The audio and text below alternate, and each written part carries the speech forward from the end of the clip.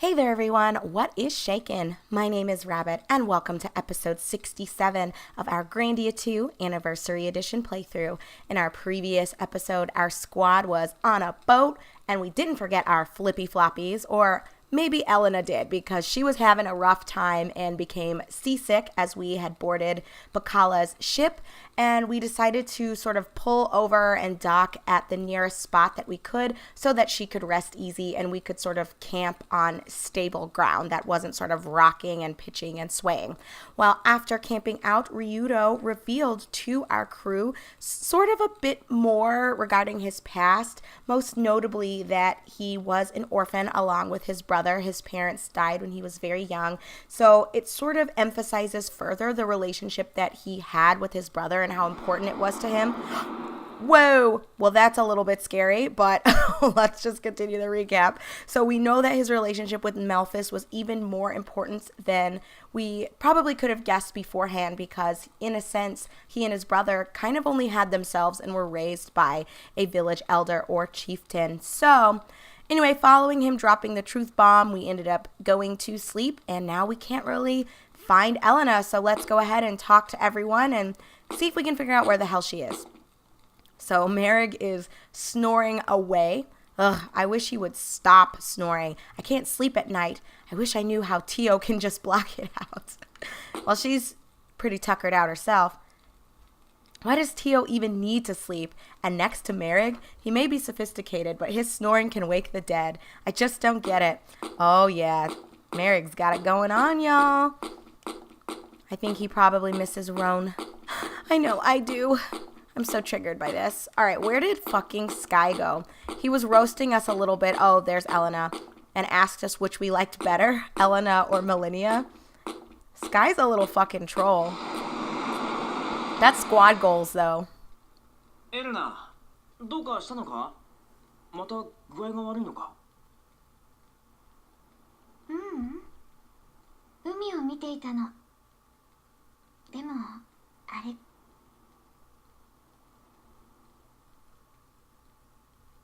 バルマーの月か。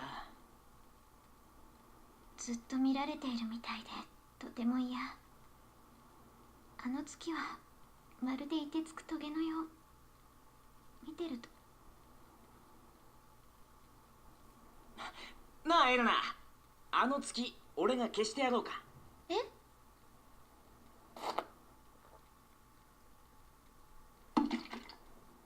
あ、どうだ？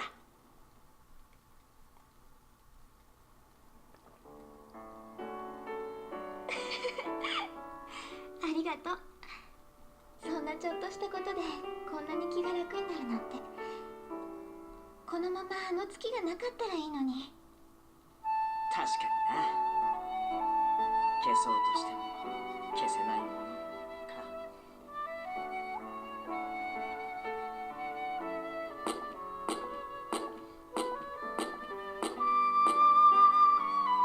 まるで星が降ってくるみたい。世界ってこんなに綺麗で広くて平和で、みんなバルマーに怯えたりグラナクリフに隔てられたりしてもっと苦しんでるんだと思ってた。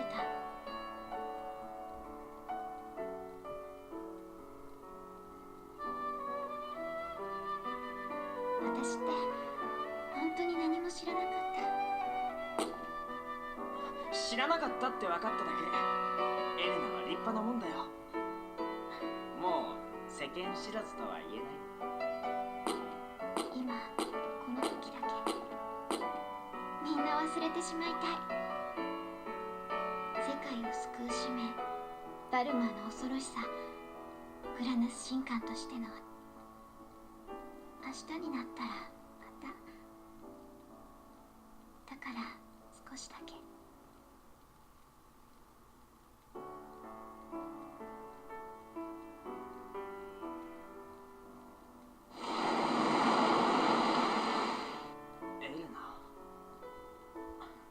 お前って頑張り屋だな。え？誤解されやすいんだよ、お前は。俺はお前みたいに考えたことなかったよ。嫌な過去は忘れよう。消しちまおうとするだけだった。メルフィスさんのこと。忘れた方が幸せだと思ってた。でもそうじゃなかった。苦しい過去から逃げることなんてできなかったんだ。私、リュウドのことを何も分かってなかったのね。あなたの苦しみに気づけなかった。ごめんなさい。やっぱりただの世間知らずね、私。だけどお前の頑張りは俺を変えたんだぜ。私の？ああ、気づいてみりゃ当たり前のことなのかもしれないけど、お前とこの旅をしなけりゃ一生気づかなかったかもな。お前のおかげさ。感謝するよ、エレナ。リュウド、私の方こそ。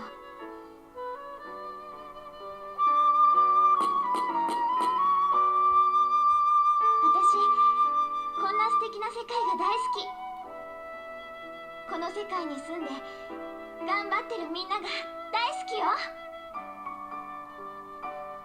ありがとう、リュウド。励ましてくれて。私、明日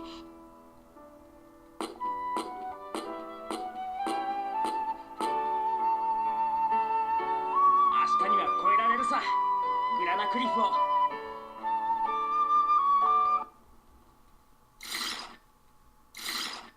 Okay, so 2 things. The clipping, crazy. And for whatever reason, I don't know why, because I wasn't pressing anything. I have no idea why.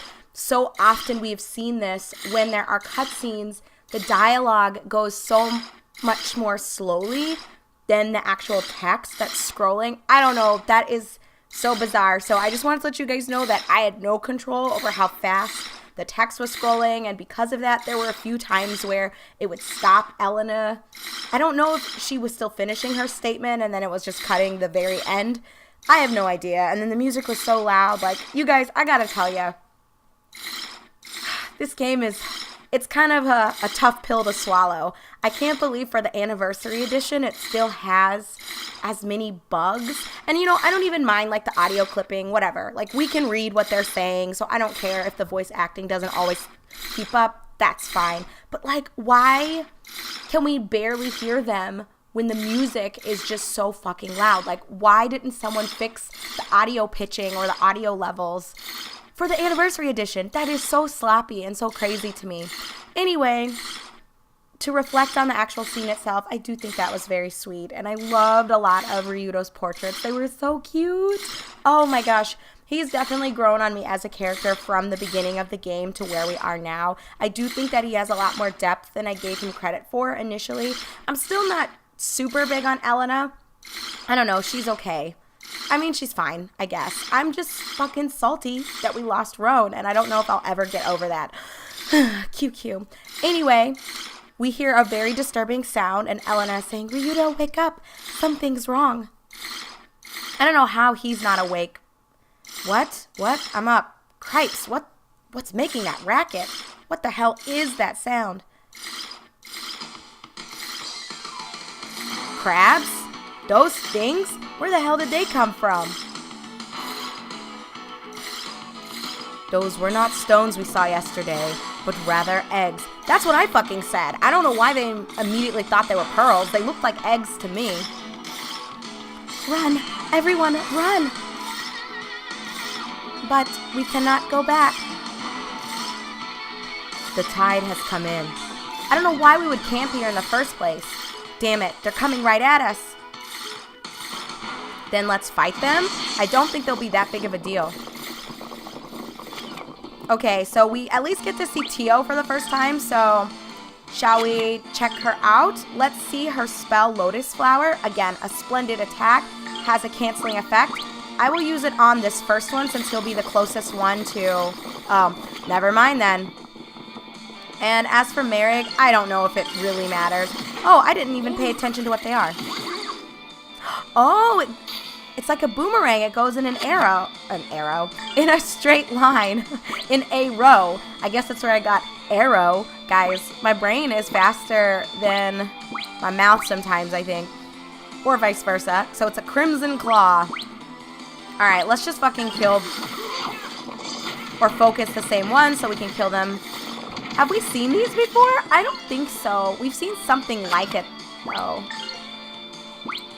Shall we just go all out and white apocalypse them? White apocalypse. That name will never get fucking old. I think we have seen these before, or something like them. No, maybe not. Maybe I'm thinking of the ants. I don't know. Wow, was that really it? Oh, you're muted. That's the problem. Well, whatever. It doesn't matter either way. We're gonna fuck these things up. Oh, yeah. Easy peasy. Oh, whatever, Merrig. Let's just boom them.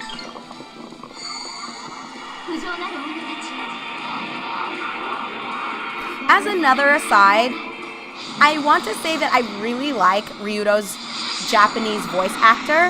His voice almost sounds to me like whoever the VA was for Edge in Panzer Dragoon Saga.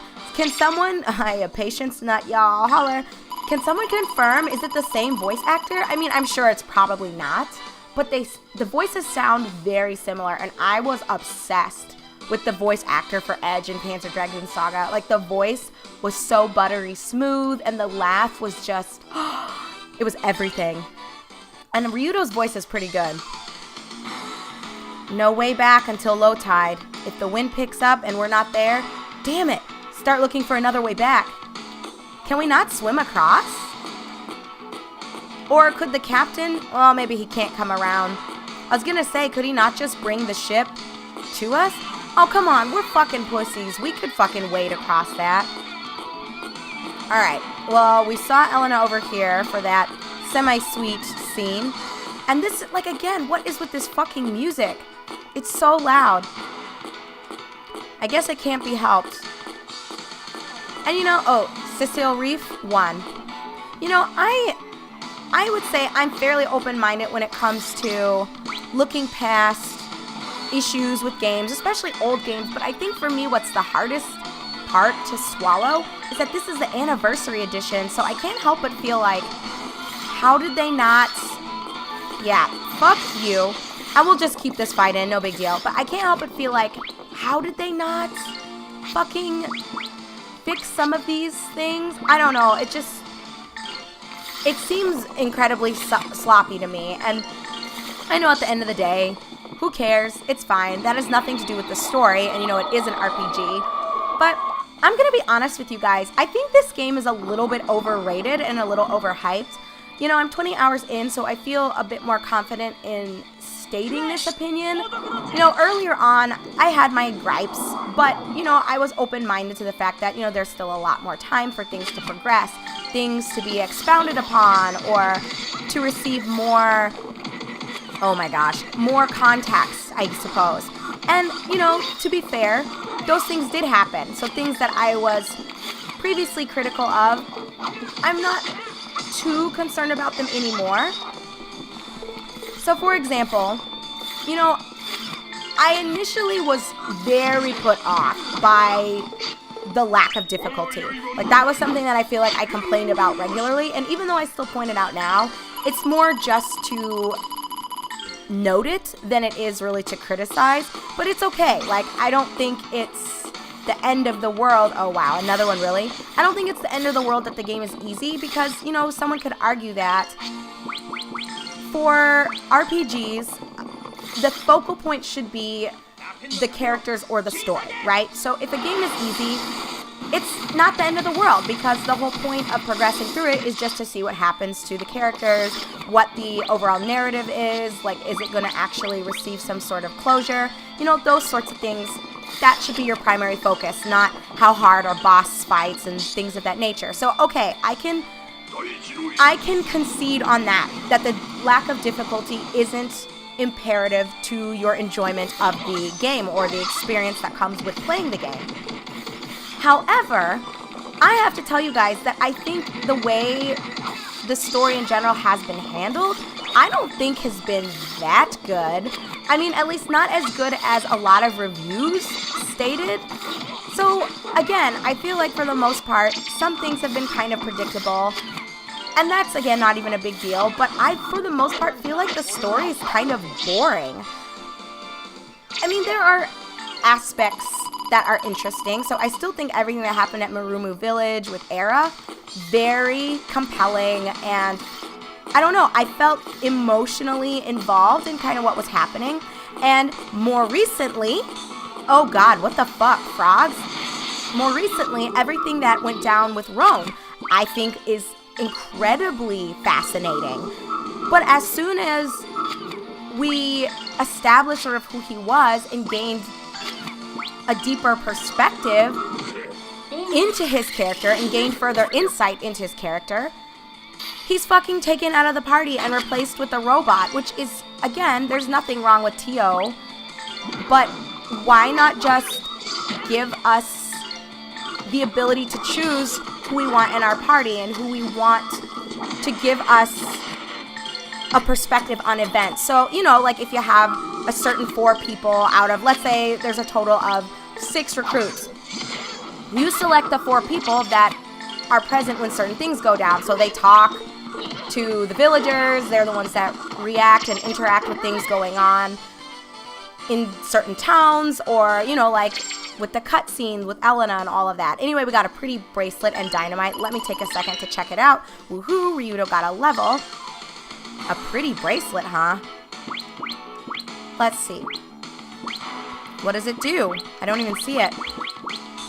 There it is. Very valuable. Oh, okay, it's like a pretty ring. It's trash and it's only meant to be sold. So, yeah, again, I just think like, where the fuck are we going? I just feel like we just gained a lot more perspective on Roan, only to have him removed from the party for no reason, and we're not given, basically it's called like the illusion of choice or the illusion of control, where even though it's an RPG and you're progressing through the story, a lot of RPGs will allow you to still pick your party, so at least to a certain extent, you're kind of gaining some control as to what perspective you have on the events, because, like, for example, if we had Ryudo, Roan, Merrig, Tio. So let's say Elena is just sort of idling in our pool of characters.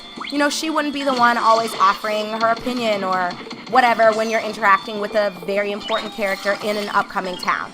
It would be the 4 that I just mentioned, which, again, does that make a huge difference and change the actual story itself? No, it doesn't matter. It's still going to progress regardless of who says what or who interacts with the character. But it still makes you feel like you're a little bit more involved as opposed to just watching a gameplay itself. And I don't mind that, again, because I like RPGs. Story-based games are my favorite. You know, it's what I personally prefer. RPGs are my jam. Number 1 genre for me are RPGs. But I like there to be something to keep me interested. A dragonfly slayer?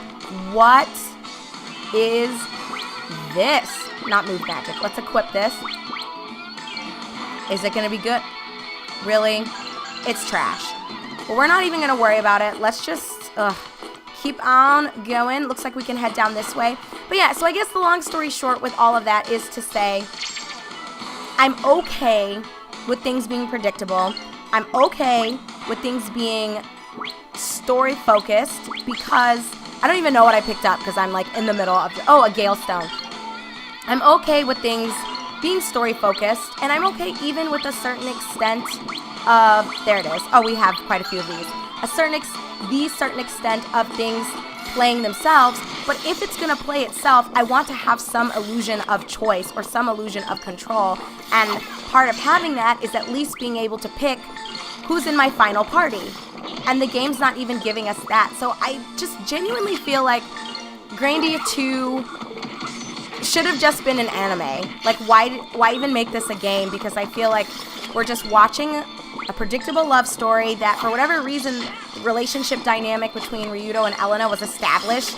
Like, in the first couple hours of a fucking 40-hour game, like, you had so much time to realistically progress their relationship and to have them have organic conversations and organic interactions that make sense within the context of who they are and how they've met each other. But instead it like rushed their relationship, so the rest of these conversations just feel, to me anyway, a bit like filler. And then just most notably for me, what's kind of, I guess, pushed me over the edge is the loss of one of the characters that I liked the most. Like, I very much enjoyed Roan, and I liked the story that was most recently presented with him at Siren Kingdom. So my mind is blown, and I don't know, you guys. I say all this not to say that the game is bad, but just to offer, like, for those of you that would give this like a 10 out of 10 or like a 9.5 out of 10, I really don't see it. I'm not fully through the game, so I don't feel comfortable giving it a numerical value, but I will be honest and tell you that this game is not, in my opinion, anywhere near a 10. I probably wouldn't even give it a 9, given everything so far, but I might change my mind as we go. So with all of that being said, thank you very much for watching. I promise I will not remain triggered for the rest of this Let's Play. I'm sure some of you are like, oh God, Rabbit, does this mean you're going to be sad and not want to finish it? Don't worry, I still find it enjoyable. I really like Ryuto as a character. I enjoy Merrick quite a lot. You know, Elena's fine, and we'll see how I feel about Tio as things go. So far, I think she's just a generic robot character that we've seen time and time again in other forms of media, but she might impress me, and maybe her relationship with Merrick will sort of grow and evolve with the progression of the plot itself. So we'll just have to find out together. I don't know. I'm just offering that it's getting harder and harder, I think, for me to make excuses for the game because I'm so far into it now compared to where I was when I was initially pointing out some of its flaws, and I don't feel like a lot of the things that were making me not like the game as much are being resolved. Or if they are, as one thing is kind of being alleviated, I think another problem is arising in my mind. So, I don't know. We'll see how I feel. The game is fine, and I'm enjoying myself for the most part, but I don't think this is a 10 out of 10. But we'll see how I feel by the end of the story. So thank you very much for watching, my friends. I am your host, Rabbit, and this is my playthrough of Grandia 2 Anniversary Edition. In episode 68, we will continue making our way through Cecil Reef, number 1, and hopefully march forward into number 2. So I'll see you there.